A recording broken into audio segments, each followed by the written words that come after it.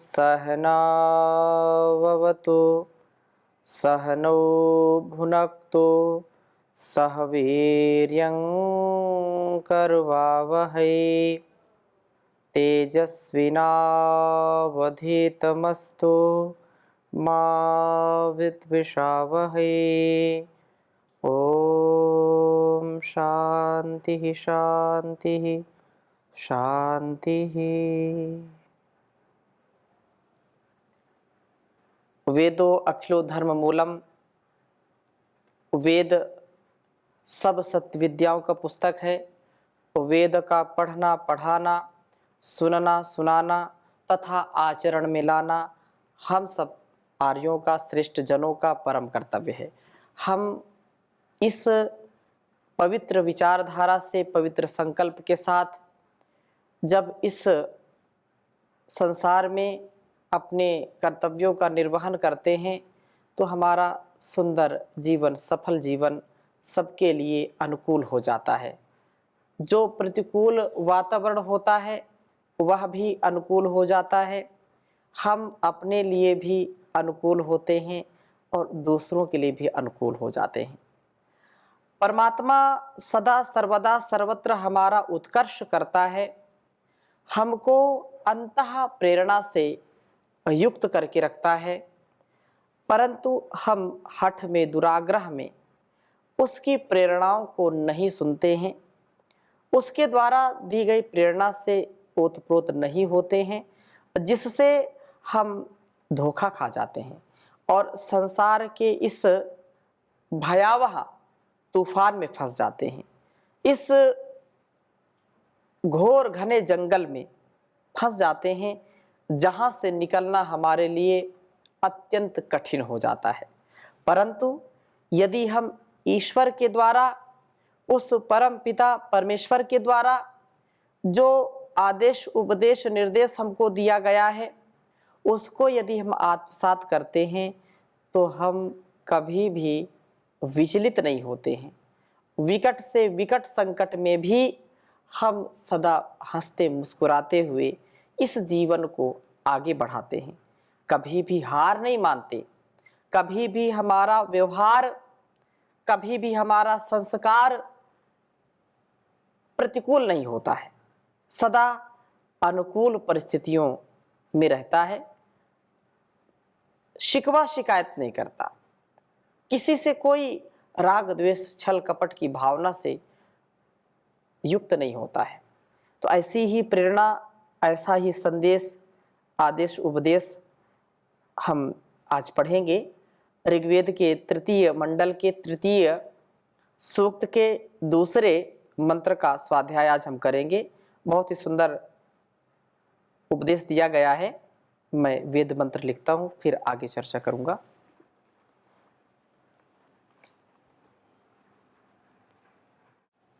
ओम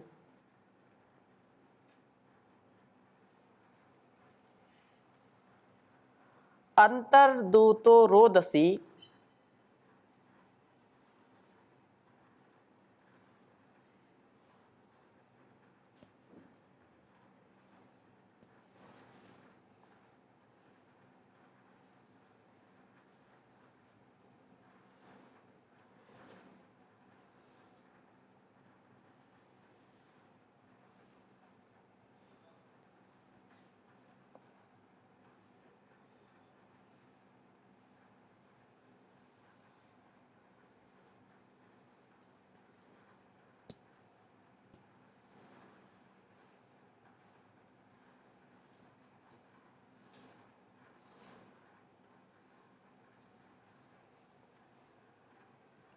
दस्मा ईयते होता।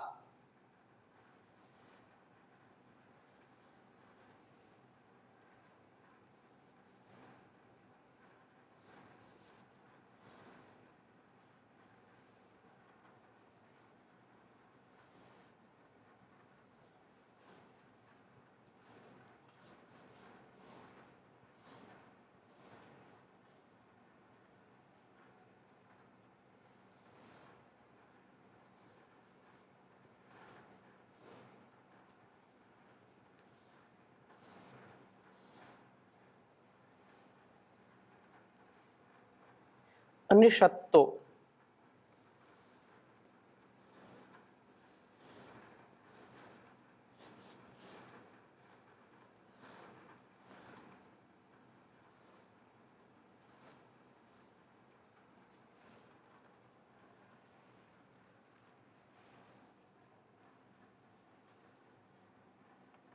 मनुषः पुरोहितः।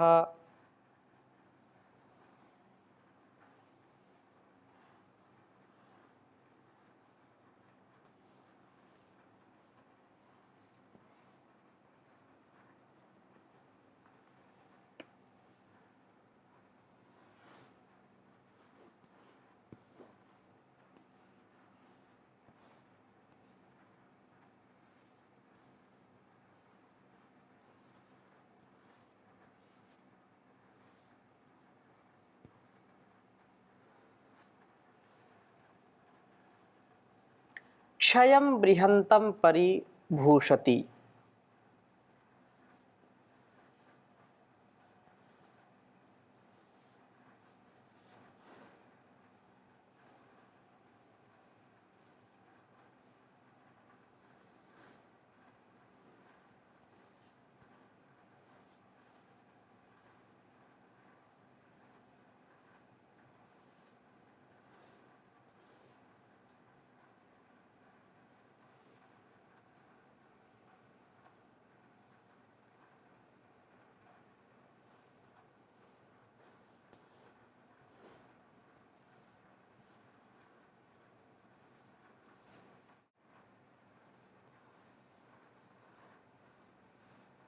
परिभूषति।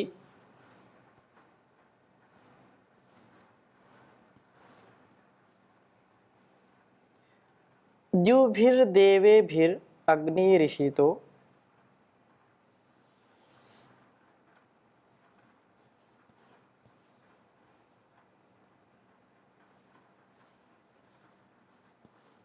द्युभिर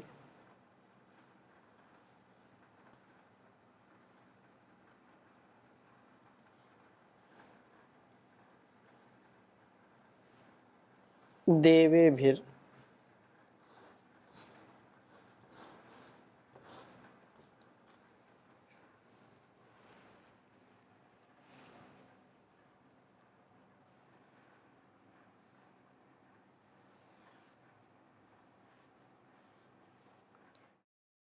देवेभिर अग्निरिषितो।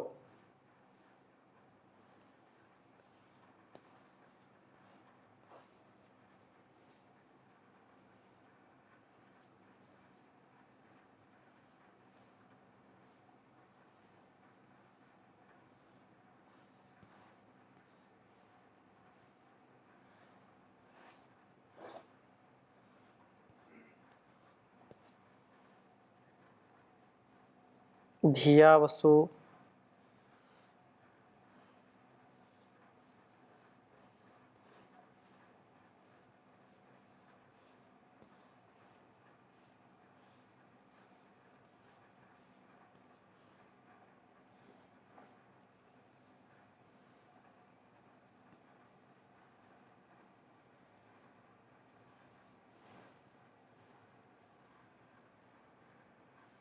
ऋग्वेद के तीसरे मंडल के तीसरे सूक्त का दूसरा मंत्र है यह। ओम अंतर्दूतो रोदसी दश्म ईयते होता निषत्तो मनुषा पुरोहितः क्षयं बृहन्तं परिभूषति द्युभिर्देवेभिरग्निरिषतो धिया वसुः। ओम अंतर्दूतो रोदसी दस्म ईयते होता निषत्तो मनुषः पुरोहितः क्षयं बृहन्तं परिभूषति द्युभिर्देवेभिरग्निरिषितो धिया वसुः। वेद मंत्र अत्यंत ही महनीय है और प्रभु की जो प्रेरणा है, जो सबका प्रेरक परमपिता परमेश्वर है, उसके विषय में कहा है कि दर्शनीय दूत है वह, प्रभु दूत है, उसका संदेश विशाल हृदय में ही सुन पड़ता है। उसका जो संदेश, आदेश, निर्देश, उपदेश है, शुद्ध अंतःकरण वाले व्यक्ति को प्राप्त होता है। इसलिए कहा कि दूतः, ज्ञान का संदेश देने वाला, जिसको किसी से राग नहीं, किसी से द्वेष नहीं, जो अपने कर्तव्य को सदा शुचिता से, पवित्रता से, तेजस्विता से करता है, उसका कर्तव्य ही उसके लिए सर्वोपरि है। ऐसा जो दूत का कर्तव्य होता है, जो स्वयं अभय रहता है, दूसरों को भी अभय प्रदान करने का प्रयास करता है, बिना किसी आकर्षण के, बिना किसी हेतु के, अहेतु की कृपा करता है। दसमः सब दुखों का उपक्षय करने वाला, दर्शनीय प्रभु रोदसी अंतः, द्युलोक और पृथ्वी लोक के अंदर ईयते गति वाला होता है। द्युलोक पृथ्वीलोक के अंदर गति का तात्पर्य यह है कि हमारे इस पूरे शरीर का यह पिंड है और यह ब्रह्मांड, तो पिंड में भी और ब्रह्मांड में भी उसी का ही शासन अनुशासन चलता है, वो कभी इससे विपरीत नहीं होता है। हमको भी अनुशासित करता है और संसार को भी अनुशासित करता है। इस शरीर में जो हमारा ऊपरी भाग है, हमारा मस्तक है, वह द्युलोक और नीचे का, गर्दन से नीचे का यह पृथ्वी लोक, ऐसा समझ लेना चाहिए। तो इसमें जो प्रेरणा है, हृदय से लेकर के मन मस्तिष्क तक जो कुछ भी हम करते हैं, विचार करते हैं, हमारा जो स्वभाव होता है, जो व्यवहार होता है, उस स्वभाव में, उस व्यवहार में उसी का ही अनुशासन शासन होता है, परंतु हठ दुराग्रह में हम उसको भूल जाते हैं। तो वो गति देता है, तदे जति तन्नय जति तद दूरे तदवंति के तदंतरस्य सर्वस्य तदु सर्वस्यास्य बाह्यतः। वह गति करता है, गति नहीं भी करता है, वह निकट भी है, दूर भी है, इस संसार के अंदर भी है, बाहर भी, हमारे पिंड में भी है, बाहर भी है। वो गति सबको देने वाला है, स्वयं कभी गति करता नहीं है, क्योंकि गति यदि करता तो फिर सर्वत्र सर्वव्यापक होने में अनेक अड़चने हैं। हम यह समझें कि वह परम पिता परमेश्वर कण कण में विद्यमान है और हर क्षण हर पल सबके पास रहता है, स्वयं उसको गति करने की कोई आवश्यकता नहीं है। परंतु गति काव्यमयी भाषा है, तो गति ऐसी भी करता है कि मन से भी गति उसकी तेज है। अनेज देकम मनसो जवियो नैना देवाप्नुवन् पूर्वमर्षत् तद्धावतो नान्यते तिष्ठत् तस्मिन्नपो मातरिश्वा दधाति। उस परम पिता परमेश्वर की जो कृपा है, उससे हम ऐसा विश्वास के साथ जीवन जिए कि वो हमको हर पल संभालने वाला है, हमको हर पल गति देने वाला है, हमारी प्रगति कराने वाला है, दुर्गति से बचाने वाला है, हर क्षण विकास की ओर ले जाने वाला है, विनाश से बचाने वाला है, सारे कष्ट नष्ट करने वाला है वही परमपिता परमेश्वर। तो सबके दुखों का नाश करता है, वह सबके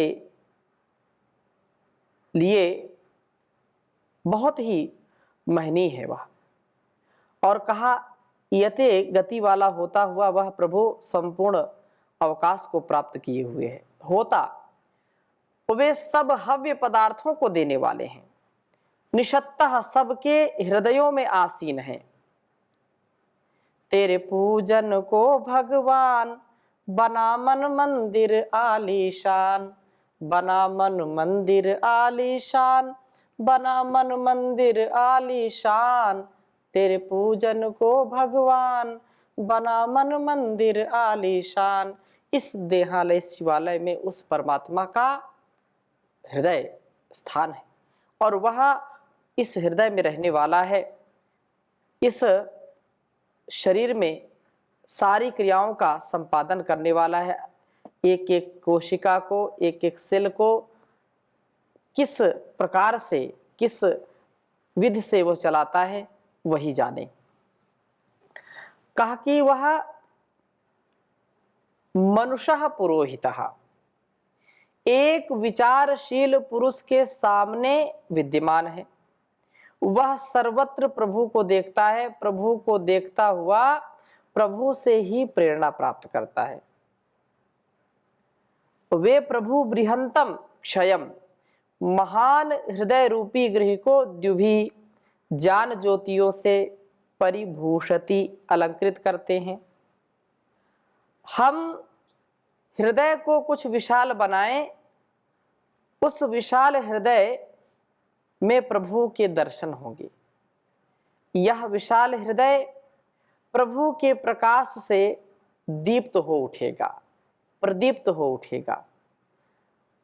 इससे हम अपने आप को हम अलंकृत करें प्रभु के ज्योतियों से, ज्ञान रूपी ज्योति से।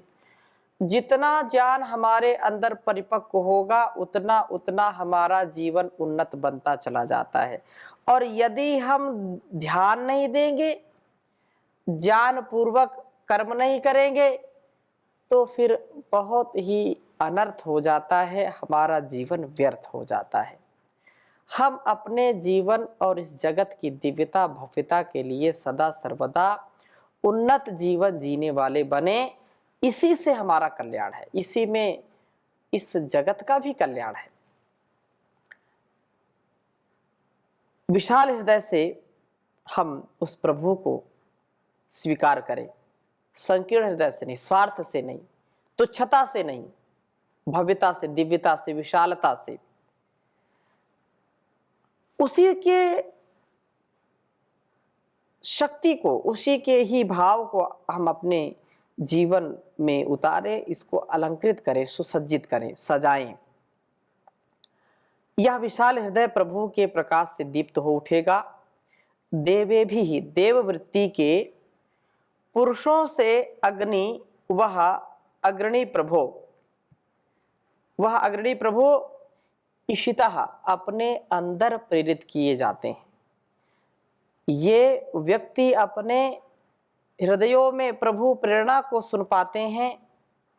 आसुर प्रवृत्तियों के होने पर प्रभु का आभास नहीं होता है। जब हम आसुरी प्रवृत्ति से युक्त होते हैं, हम काम, क्रोध, लोभ, मोह की वृत्ति से प्रभावित होते हैं, उसमें प्रवृत्त हो जाते हैं, तो फिर प्रभु का आभास नहीं हो पाता, उसके द्वारा दिए गए संदेश को हम सुन नहीं पाते। महर्षि देव दयानंद जी कहते हैं कि सबका आत्मा सत्य असत्य का जानने वाला है, परंतु हठ, दुराग्रह, स्वार्थ के वशीभूत होकर के उस प्रेरणा को, उस सत्य को जो परमात्मा की ओर से हमारे अंतःकरण में उतरता है, संप्रेषित किया जाता है, उसको हम स्वीकार नहीं कर पाते हैं। क्योंकि जो अज्ञानता का, अंधकार का, जो स्वार्थ का पर्दा लगा हुआ है, जो बादल छाए हुए हैं, उससे उसका अनुभव नहीं कर पाते हैं। उसकी प्रेरणाएं तो चलती रहती हैं। जब भी हमारे अस्तित्व में भय, शोक, लज्जा, शंका आने लगी, आत्मा में यह स्वभावतः ये विचार आने लगे, तो उन कार्यों को कभी नहीं करना चाहिए, क्योंकि वे निसंदेह हमको जीवन और इस जगत के लिए कल्याणकारी नहीं होंगे।